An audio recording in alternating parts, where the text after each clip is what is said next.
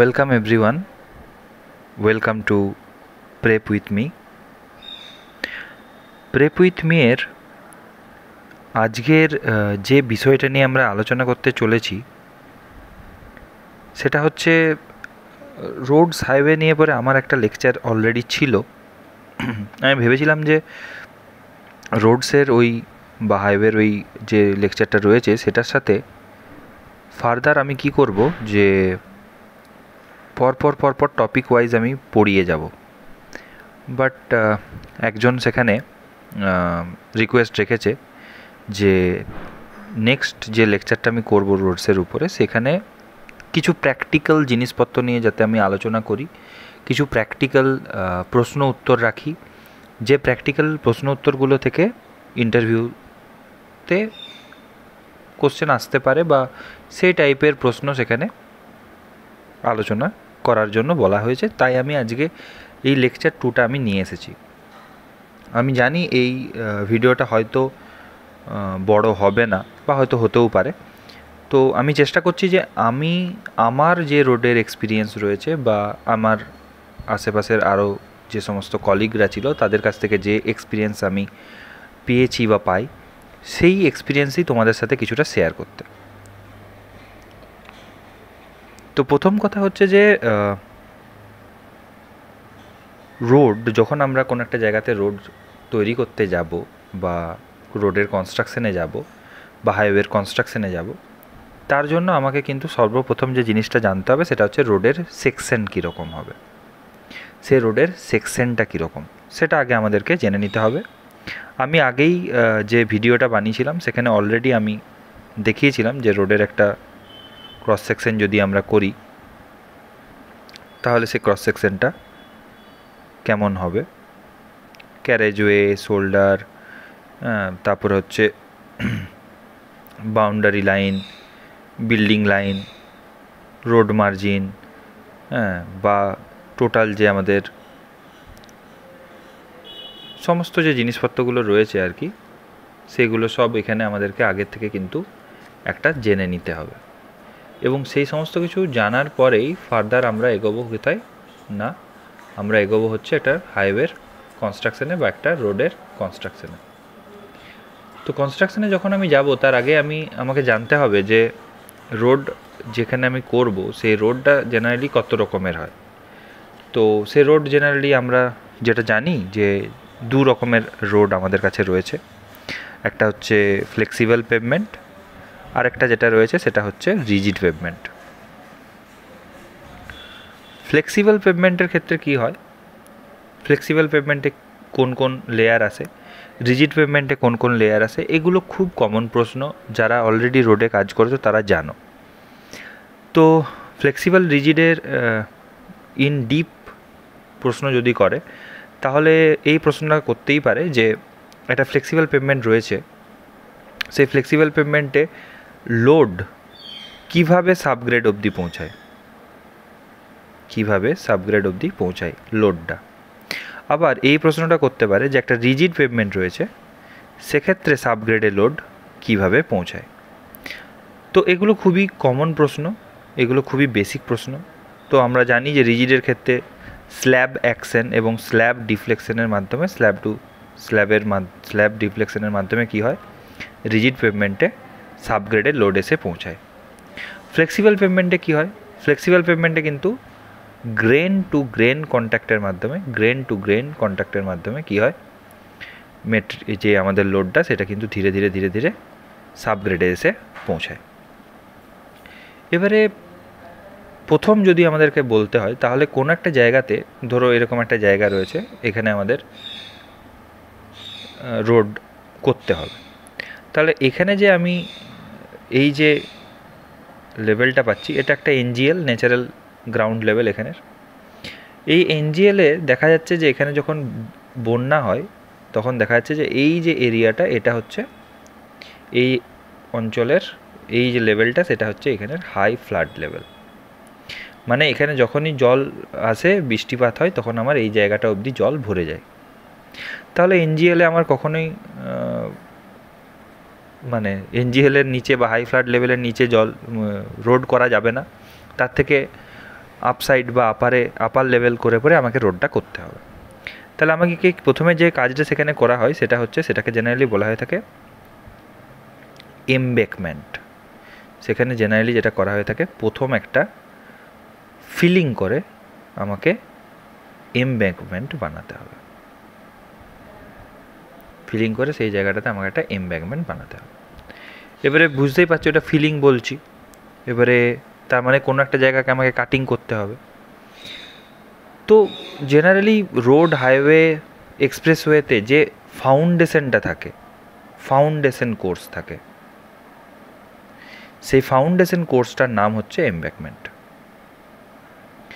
এই এমব্যাঙ্কমেন্টের ভিতরে, এমব্যাঙ্কমেন্টে কী দেয়, হ্যাঁ প্রশ্ন করতে পারে এমব্যাঙ্কমেন্ট কী করে। এমব্যাঙ্কমেন্টের কাজ হচ্ছে it provide elevation to road, it provide elevation to road. Not necessary everywhere, সব জায়গাতে এটা নেসেসারি নাও হতে পারে।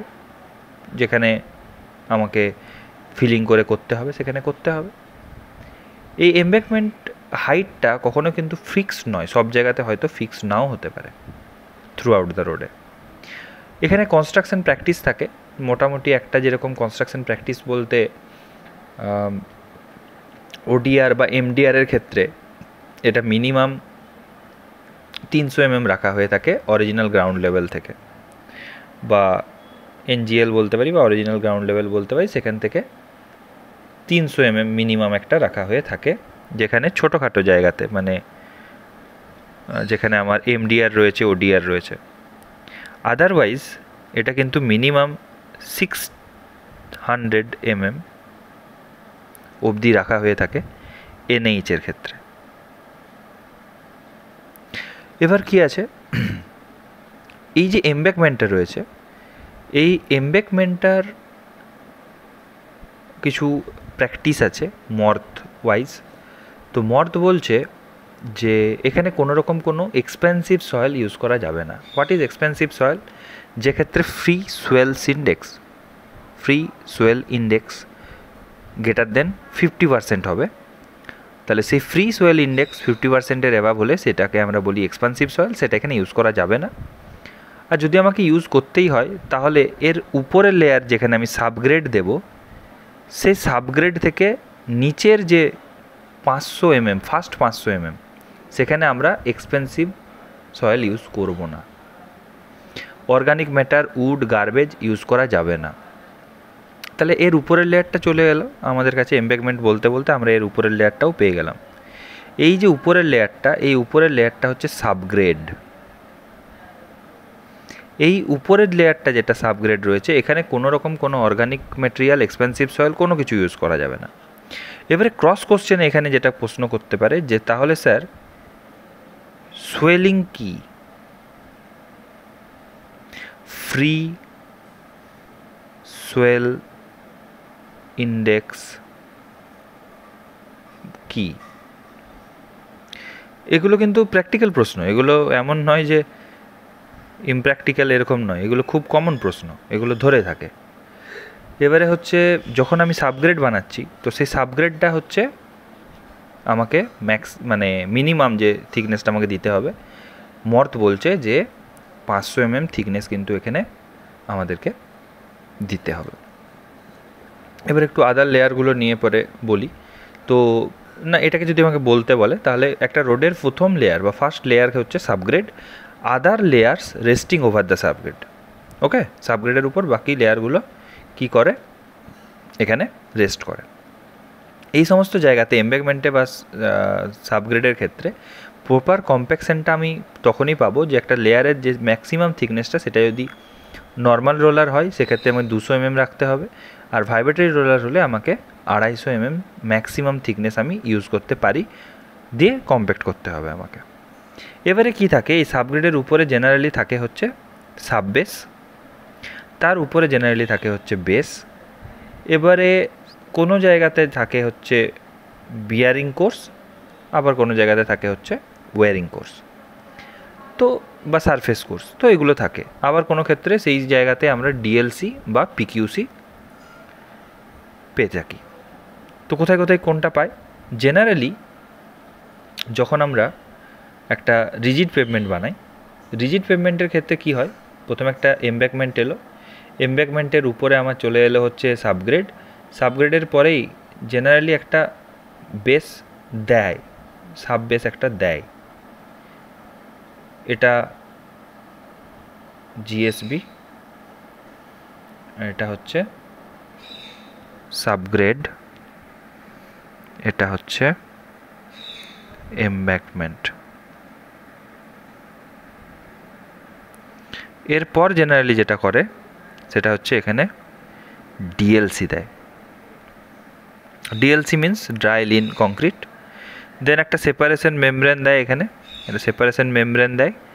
দেন এখানে কি করা হয়ে থাকে, এখানে পিকিউসি করা হয়ে থাকে, পেভমেন্ট কোয়ালিটি কংক্রিট। যদি আমরা বলি ইয়ের ক্ষেত্রে, ফ্লেক্সিবল পেভমেন্টের ক্ষেত্রে, ফ্লেক্সিবল পেভমেন্টের ক্ষেত্রে কিন্তু নিচ পর্যন্ত লেয়ারটা মোটামুটি সেম, নিচ পর্যন্ত লেয়ারটা মোটামুটি সেম। কীরকম, এমব্যাকমেন্ট করলাম, তার উপরে সাবগ্রেড দিলাম, দেন আমি কি করলাম, এখানে একটা জিএসবি দিলাম, গ্রানুলার সাববেস। জিএসবির পরে অনেকেই এখানে বেস কোর্স দেয়, বেস কোর্স হিসেবে WMM বা WBM ইউজ করা হয়ে থাকে। তারপর কি থাকে, দেন থাকে DBM আর বা BM থাকতে পারে, বিটুমিনাস ম্যাকাডাম। দেন আপারে থাকে একদম টপ লেয়ার যেটা, সেটা হচ্ছে BC, বিটুমিনাস কংক্রিট। এবারে এখানে প্রশ্ন করতে পারে, এই লেয়ারগুলো প্রশ্ন করা প্রচণ্ড পরিমাণে কমন, যারা কাজ করেছো তাদেরকেও প্রশ্ন করতে পারে, যারা কাজ করনি তাদেরকেও প্রশ্ন করতে পারে।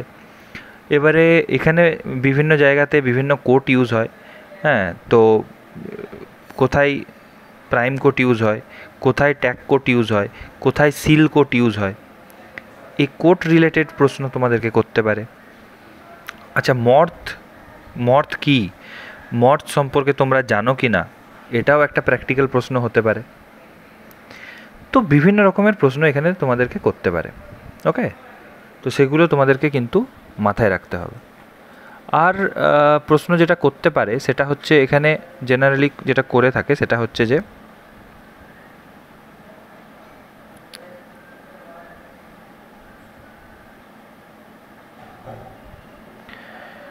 হ্যাঁ, আরেকটা প্রশ্ন এখানে যেটা করে থাকে সেটা হচ্ছে যে বিভিন্ন মেটেরিয়াল সাইজ।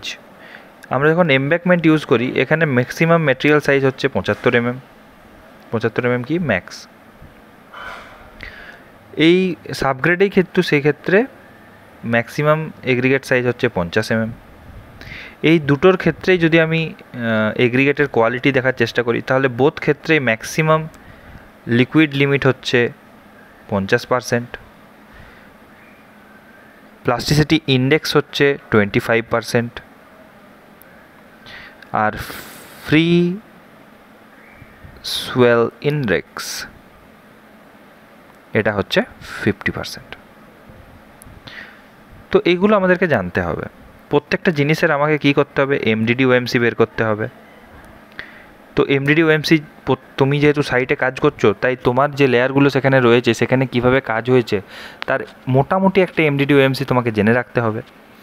মর্থের কোড বলছে, মর্থ বলছে যে যদি এমব্যাকমেন্টের হাইট 3 মিটার অবধি হয়, 3 মিটার হাইট অবধি হয় এমব্যাকমেন্ট, তাহলে তার ডেন্সিটি, মিনিমাম ডেন্সিটি হবে হচ্ছে 15.2 কিলোনিউটন পার m3।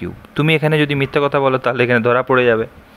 Greater than 3 metre height যদি হয়, তাহলে মিনিমাম তার ডেন্সিটি হতে হবে 16 কিলোনিউটন পার m3। এছাড়া সাবগ্রেড যদি হয়, সাবগ্রেডের ক্ষেত্রে কিন্তু মিনিমাম যে আমার ডেন্সিটি সেটা কিন্তু হতে হবে হচ্ছে গ্রেটার দেন 17.5 কিলোনিউটন পার m3। এদের লেভেল টলারেন্স রয়েছে, লেভেল টলারেন্স বোথ ক্ষেত্রেই রয়েছে 20 mm লেভেল টলারেন্স রয়েছে বোথ ক্ষেত্রেই, দুটো ক্ষেত্রেই, এমব্যাকমেন্টেও রয়েছে, সাবগ্রেডেও রয়েছে। এখানে জেনারেলি আমরা যে ওএমসিটা পেয়ে থাকি সাইটে, কিন্তু সেক্ষেত্রে আমরা -2 + 1 অ্যালাওয়েন্স দিয়ে পরে এই অ্যালাওয়েন্সটা দিয়ে আমরা কিন্তু কাজ করে থাকি। আচ্ছা, প্রশ্ন করতে পারে এখানে যে এদের মেজারমেন্ট কিভাবে হয়। প্রত্যেকটার মেজারমেন্ট কিন্তু m কিউবে হয়। এমব্যাকমেন্টের ক্ষেত্রে যে রিলেটিভ কম্প্যাকশনটা হয়, যদি এক্সপানসিভ সয়েল আমি ইউজ করি তাহলে সেক্ষেত্রে 90 থেকে 95% আমি রিলেটিভ কম্প্যাকশন দেখব। যদি এক্সপেন্সিভ সয়েল ইউজ না করা হয় তাহলে আমি মিনিমাম 95% দেখব। সাবগ্রেড এবং আর্থেন শোল্ডারের জন্য আমি দেখব 97% রিলেটিভ কম্প্যাকশন। এগুলো সব রয়েছে, এগুলো মর্থের যে টেবিল 302 যে টেবিলটা রয়েছে সেই টেবিলে এগুলো সব দেওয়া রয়েছে। এবারে তোমরা বলতে পারো what is relative compaction. Relative compaction মানে তোমাকে জিজ্ঞেস করতেই পারে, তোমরা জানো এটা, যে ফিল্ড ডেন্সিটি যদি আমি যেটা পাবো, ফিল্ড ডেন্সিটি যেটা পাবো সেই ডেন্সিটি ডিভাইডেড বাই হচ্ছে আমি যে ল্যাব ডেন্সিটি বা ম্যাক্সিমাম ডাই ডেন্সিটি পেয়েছি সেটাই। এটা ল্যাব, এমডিডি ল্যাব, তাকে 100 দিয়ে গুণ করলেই আমি পেয়ে যাবো পার্সেন্টেজটা, কত পার্সেন্টে আমার রয়েছে। জেনারেলি এখানে সিবিআরও স্পেসিফাই করে দেওয়া রয়েছে। সিবিআর বলতে এখানে সিবিআর কি প্রশ্ন করতে পারে, সিবিআর 5 বলতে কি বোঝো প্রশ্ন করতে পারে, এনিথিং ক্যান আস্ক। ওকে, তো এই সিবিআরের ক্ষেত্রে, সাবগ্রেডের ক্ষেত্রে যে সিবিআরটা সেটা 7 থেকে 12% হয়ে থাকে। এমব্যাকমেন্টের ক্ষেত্রে কোনোরকম কোনো স্পেসিফিকেশান দেওয়া নেই। এইখানে জেনারেলি যেটা হয়ে থাকে 8%-এর বেশি ধরা হয়ে থাকে রিজিড পেভমেন্টের ক্ষেত্রে, 5%-এর বেশি জেনারেলি ধরা হয়ে থাকে হচ্ছে ফ্লেক্সিবল পেভমেন্টের ক্ষেত্রে। এগুলো তোমার মুখে লেগে থাকতে হবে, ওরা প্রশ্ন করলেই তোমাদেরকে এই প্রশ্নগুলোর অ্যান্সার করতে হবে, পারতে হবে, যারা এক্সপিরিয়েন্স বলছো রোডের। সিবিআর ভ্যালু যদি বাড়ে তাহলে কি হবে, লেয়ার থিকনেস প্রশ্ন করবে তোমাকে, এটা প্রশ্ন করতেই পারে। লেয়ারের থিকনেস সবসময় কী হবে, কমে যাবে, লেয়ার থিকনেস কমবে। তাহলে সিবিআর ভ্যালু যদি কমে তাহলে কী হবে, লেয়ার থিকনেসটা আমার বাড়বে। CBR will be fixed for which crest was designed. Okay, এবারে হচ্ছে কোনো একটা জায়গাতে যখন আমি রোড করতে যাব সেখানে আমাদেরকে একটা প্রথমে এল সেকশনের একটা ডেমো আমাকে বানিয়ে রাখতে হয়। এল সেকশনের একটা ডেমো আমাকে বানিয়ে রাখতে হয়, তারপরে আমাদেরকে কাজ করতে হয়। এটা যারা প্র্যাকটিক্যাল করেছো তারা জানবে। একটা এল সেকশনের একটা এলিভেশন করে রাখতে হয় অটো লেভেলে করে। তারপর বিভিন্ন কাজ যেটা রয়েছে সেটার পরে কীভাবে কাজ হচ্ছে সেটা দেখে নিয়ে পরবর্তী কাজগুলোকে সেভাবে করা হয়ে থাকে। তো এটাকে জেনারেলি অনেকে মকআপ বলে, মকআপও বলা হয়ে থাকে। আর আমরা এখানে যে টোটাল টেস্টটা করব ডেন্সিটির রিলেটেড, তো সেটা আমরা করব কিন্তু হচ্ছে heavy proctor test. IS 2720 part 8 ধরে আমরা কিন্তু পুরো হেভি কম্প্যাকশন টেস্টের মাধ্যমে পুরোটা করব। তো 1000 সেমি একটা নেব, 1000 সিসির একটা মোল্ড নেব। সেই মোল্ডের ভিতরে 5টা লেয়ারে 25টা ব্লো দিয়ে, পরে 25টা করে ব্লো দিয়ে আমি মেটেরিয়ালটাকে ফিল করব, এবং যে র্যামারটা দিয়ে ব্লো দেবো সেটা হচ্ছে 4.89 কেজি এবং 450 mm হচ্ছে এর ফ্রি ফলটা। তো এভাবে আমি করব, সেটা আমাদেরকে মাথায় রাখতে হবে। আর মেটেরিয়াল অফ সাবগ্রেড প্রশ্ন করতে পারে, সেটা সবসময় বলবে যে non expensive, shall satisfy the design CVR at specific MDD and OMC. In case the available material fails to meet the require of CBR, use the stabilization, and that can be used, that can be done as per MORTH clause 403 or 404. তো আমরা এইভাবে এটাকে করতে পারি। আর spreading of layer যেটা হবে সেটাকে চেষ্টা করতে হবে যেন ইউনিফর্ম থিকনেসের আমি লেয়ার সেখানে স্প্রেড করতে পারি। এবারে অনেককে একটা প্র্যাকটিক্যাল প্রশ্ন জিজ্ঞাসা করে, যাই হোক এটা অবশ্য বেসরকারি জায়গাতেই বেশি প্রশ্ন করে, সরকারি জায়গাতে হয়তো করে না। সেটা হচ্ছে যে ধরো কোনো একটা এক্সিস্টিং রোড সারফেস রয়েছে, তার উপরে আমাকে রোড করতে হবে।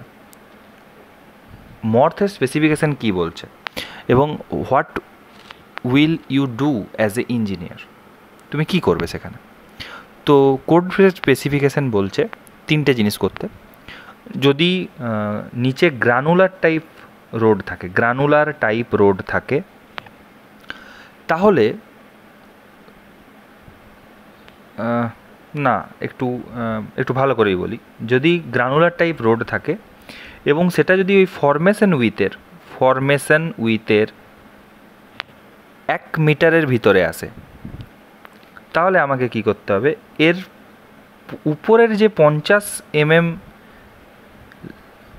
এরিয়াটা, সেই এরিয়াটাকে আমাকে কী করতে হবে, স্ক্যারিফাই করতে হবে। স্ক্যারিফাই করে এই জায়গাটাকে আমাকে তুলে দিতে হবে।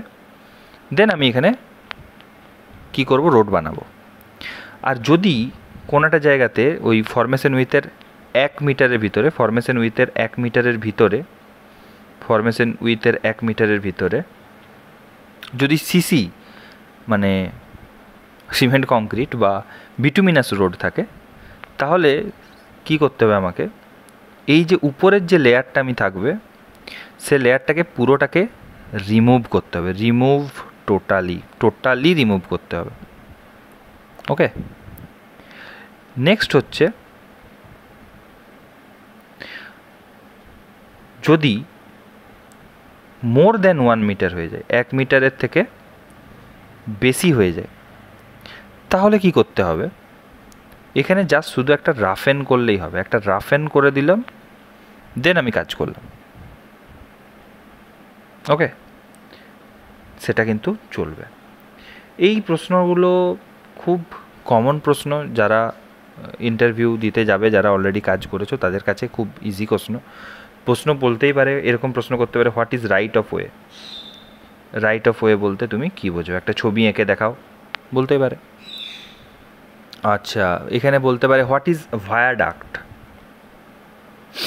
ভায়াডাক্ট কি প্রশ্ন করতে পারে।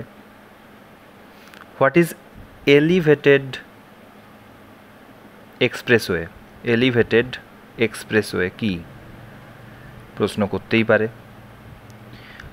তো এগুলো আমাদেরকে মোটামুটি একটা জেনে যেতে হবে, এগুলোর একটা আইডিয়া আমাদেরকে রাখতে হবে। আচ্ছা, এখানে অনেক সময় মেডিয়ান থেকেও প্রশ্ন করে। মেডিয়ান কত রকমের হয়, মেডিয়ান কি কারণে দেয়া হয়ে থাকে, তো এবার মেডিয়ানের জেনারেল সাইজ কত হয়। Median generally raised, depressed, flush এরকম টাইপের হয়ে থাকে। তো সেগুলোর সাইজ রয়েছে। ফিউচার এক্সপানশনের জন্য ডিপ্রেসড মিডিয়ান দেওয়া হয়ে থাকে এক্সপ্রেসওয়েতে। আবার ফ্লাস কোথায় দেয়, যে সেম এলিভেশন উইথ রোড যদি হয় তাহলে সেক্ষেত্রে ফ্লাস হয়। তো এরকম বিভিন্ন রকমের ব্যাপার থাকে। আর মিডিয়ান দেওয়ার কারণই হচ্ছে যে ক্যারেজওয়ে দুটোকে সেপারেট করে রাখবে, এগুলোটাও কারণ। তো মিডিয়ানের হাইওয়েতে কোথায় মিডিয়ান কত হবে, প্লেন রোলিং টেরেনে কত হবে, রেজডের কত হবে, তো সেগুলোর একটা করে কিন্তু ভ্যালু রয়েছে, সেগুলো আমাদেরকে একটু জেনে যেতে হবে। বা এরকম প্রশ্ন করতে পারে যে তোমার এখানে কি, তুমি যে রোড করেছো সেখানে কি মিডিয়ান ছিল, তো মিডিয়ানের সাইজ কত ছিল, সেটা কি তোমরা কি মেনে করেছো, মর্ত মেনে করেছো না করনি। বিভিন্ন রকমের প্রশ্ন কিন্তু করতে পারে। এবারে আরও প্রশ্ন করতে পারে, কার্ভ স্টোন নিয়ে প্রশ্ন করতে পারে, সাইনেস নিয়ে প্রশ্ন করতে পারে, যে সাইনেস কি, জেনারেলি হাইওয়ের জন্য সাইনেস কত রাখা হয়ে থাকে, ক্যারেজওয়ে আর মিডিয়ানের এরকমও প্রশ্ন করতে পারে, ক্যারেজওয়ে আর মিডিয়ানের মিডিল মাঝে যে পোর্শনটা থাকে সেই পোর্শনটাকে কী বলে। বিভিন্ন রকমের প্রশ্ন করতে পারে। বা অনেকেরই হয়তো এক্সপিরিয়েন্স নেই, তারা হয়তো আমার কথাগুলোকে রিলেট করতে পারবে না, তবু চেষ্টা করো যতটা পসিবল এই জায়গাগুলো থেকে জানার। আমি ডিটেলসে এই জিনিসগুলোর উপরে চেষ্টা করছি যে যদি কোনোভাবে একটা বড় ভিডিও আনা যায়, যাতে প্রত্যেকটা জিনিসকে পাট করে তোমাদেরকে দেখানো যায়। যে একদিন শুধু সাবগ্রেড নিয়ে আলোচনা হলো, মর্থের স্পেসিফিকেশান ওয়াইজ আলোচনা হলো, সেগুলো আমি করার চেষ্টা করছি। সেগুলো করতে সময় লাগবে একটু আমার, কিন্তু এখানে একটা মোটামুটি একটা আইডিয়া টোটাল পাওয়া গেল, যেগুলো নিয়ে তোমরা আশা করি কিছুটা বুঝতে পারবে। এবারে বেস সাববেসের ব্যাপার আছে, জিএসবির ব্যাপার তো অবশ্যই আছে, ডাব্লিউএমএমের ব্যাপার আছে। এগুলো অনেক বড় একটা ভাস্ট এরিয়া, তো একটা ছোট জায়গা নয়। তো জিএসবিতে আবার জিএসবি হিসাবে আমরা ডাব্লিউবিএম ইউজ করতে পারি। তো জিএসবির বিভিন্ন ভাগ রয়েছে, সেগুলো দেখতে হবে। ডাব্লিউবিএম ওয়াটার বাউন্ড ম্যাকাডাম যেটা রয়েছে সেটাকে আমরা বেস কোর্স হিসেবে ইউজ করতে পারি। এখানে প্রশ্ন করতে পারে যে যারা ডাব্লিউবিএম নিয়ে কাজ করেছো, যদি কারোর এক্সপিরিয়েন্স থাকে তাহলে প্রশ্ন করতেই পারে যে ডাব্লিউবিএম কীভাবে লেয়িং হয় সেটা আমাকে বলো। ডাব্লিউএমএম এর মিক্স ডিজাইন তুমি কিভাবে করবে প্রশ্ন করতে পারে। হট মিক্স প্ল্যান্টের প্রবলেম কি সেটাও প্রশ্ন করতে পারে। আচ্ছা, কত রকমের ডাব্লিউবিএম এর গ্রেডিং রয়েছে, কোন কোন পার্টে ডাব্লিউবিএমকে বানানো হয়, নানান প্রশ্ন এখানে করতে পারে। ডাব্লিউবিএম এর ক্রাইটেরিয়া কি, তো এই সমস্ত প্রশ্ন এবং WBM এর থিকনেস, WMM এর থিকনেস, এগুলো নিয়ে নানান প্রশ্ন কিন্তু এখানে করে থাকে। কোনো একটা মেটেরিয়ালকে যদি আমি WBM এ ইউজ করব, তাহলে তার ক্ষেত্রে অ্যাব্রেশন ভ্যালু কত হবে, ইম্প্যাক্ট ভ্যালু কত হবে, ফ্লেকিনেস ইন্ডেক্স কত হবে। তো এই রকম প্রশ্ন কিন্তু আসে।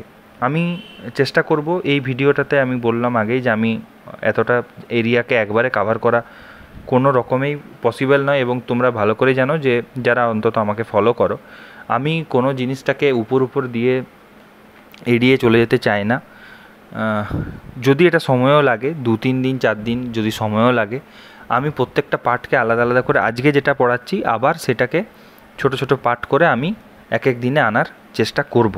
আমি খুব রিসেন্টলিই করব। তাতে কি হবে, এক একটা জায়গার ভিতরে ঢুকে এবং মর্থের স্পেসিফিকেশান দিয়ে দেখে তোমাদেরকে আমি সেই জায়গাগুলো বলবো। এটা জাস্ট একটা প্রিলিমিনারি ইন্ট্রোডাকশান টাইপের একটা হলো, যেখানে মোটামুটি একটা আইডিয়া আমি আশা করছি তোমরা পাবে। আর থার্ড লেকচারেও আমি বাকিটাকে কমপ্লিট করব। আগে একটা প্রিলিমিনারি আইডিয়া তোমাদের দিয়ে দিই। আজকে তো WBM, WMM বা BC বা আমাদের BM বা DBM নিয়ে তো বেশি কথা বলা হলো না, বা PQC বা এগুলো প্রচুর বড় একটা ভাস্ট এরিয়া। যাই হোক, এইগুলোকে আমি আগে একটা ছোট ছোট পার্ট করে তোমাদেরকে এগুলো জাস্ট একটা আলোচনা করে দিই, যাতে তোমরা একটা মোটামুটি আইডিয়া পেয়ে যাও। তারপরে আমি এগুলোর পার্ট ভাগ নিয়ে আসবো এবং তোমাদেরকে বলে বোঝাবার চেষ্টা করব প্রত্যেকটা পার্টকে। আশা করি সেটা আমি করতে পারবো, খুব তাড়াতাড়ি চেষ্টা করব সেটা। আর আরেকটা অ্যানাউন্স সবার জন্যই, জানি না আমি আমার এই ভিডিওটা শেষ পর্যন্ত কারা দেখছে, তো তাদের জন্য একটা অ্যানাউন্স। সেটা হচ্ছে, অনেকেই আমাকে রিকোয়েস্ট করেছে যে তারা মক ইন্টারভিউ দিতে চায়। তো মক ইন্টারভিউ আমি নিতে রাজি আছি এবং পুরোটাই এটা অনলাইনে হবে। এবং যদি তোমরা দিতে চাও, এটা অবশ্যই ফ্রি হবে। যদি তোমরা কেউ মক ইন্টারভিউ দিতে চাও, আমার ইনস্টাগ্রাম আইডি ওখানে দেওয়া রয়েছে। আমার ইনস্টা আইডিতে যেয়ে আমাকে একটা মেসেজ করো, আমাকে মেসেজ করে দিও। মেসেজ করলে পরে কি হবে, আমি তার সাথে ফার্দার কন্ট্যাক্ট করে নেব বাই ফোন অর সামথিং। তুমি তোমার নাম আর তোমার ডিস্ট্রিক্ট আর তার সাথে ফোন নাম্বার, তো আমার ইনস্টা আইডিতে তোমরা যদি মেসেজ করে দাও, আমি কিন্তু তোমাদেরকে কন্ট্যাক্ট করে নেব। এবং যদি তোমাদের মনে হয় যে তোমরা মক ইন্টারভিউ দেবে, ফ্রিতে দেবে, এবং আমি তো সেটা অবশ্যই আপলোড করব আমার এই চ্যানেলে। যদি কারোর মনে হয় যে তোমরা দিতে চাও ইন্টারভিউ এবং রিসেন্টলি দিতে চাও, তাহলে অবশ্যই আমাকে একটা পিং করো, মেসেজ করো, তোমার নাম, ডিস্ট্রিক্ট আর ফোন নাম্বার লিখে। আমি তোমাদেরকে কন্ট্যাক্ট করে নেব। তোমার চিন্তার কোনো ব্যাপার নেই, আমি তোমাদেরকে কন্ট্যাক্ট করে এটার একটা ব্যবস্থা আমি করে দেবো। সো যদি তোমরা কেউ ইন্টারেস্টেড হও, আমি বলে দিচ্ছি আবার, ইফ ইন্টারেস্টেড, অনলাইনেই হবে, অনলাইনেই আমি করাবো এবং এই মকগুলো নেব। চেষ্টা করব আমার মতো করে আমি গোটা জিনিসটাকে করার। তোমরা যদি কেউ ইন্টারেস্টেড হও, তাহলে অবশ্যই তোমরা কিন্তু আমাকে কন্ট্যাক্ট করো। ওকে, থ্যাংক ইউ। আজকে এতটাই। আর তোমরা যদি ভিডিওগুলোকে আমার ভালো লেগে থাকে, তোমরা যদি বেটার মনে হয়, তাহলে অবশ্যই লাইক, শেয়ার, কমেন্ট করো, ভিডিওগুলোকে সাপোর্ট করো। চ্যানেলটাকে যত গ্রো করবে, আমি ততই বেটার করতে পারবো। আরও প্রত্যেক দিন নতুন ভিডিও আনার চেষ্টা করব, এবং আমরা তো ফার্দার পড়াশোনা করবোই প্রত্যেকটা জিনিসের সাথে। তো পাশে থেকো, সাপোর্ট করো। Thank you, good night. আজকের জন্য এতটাই।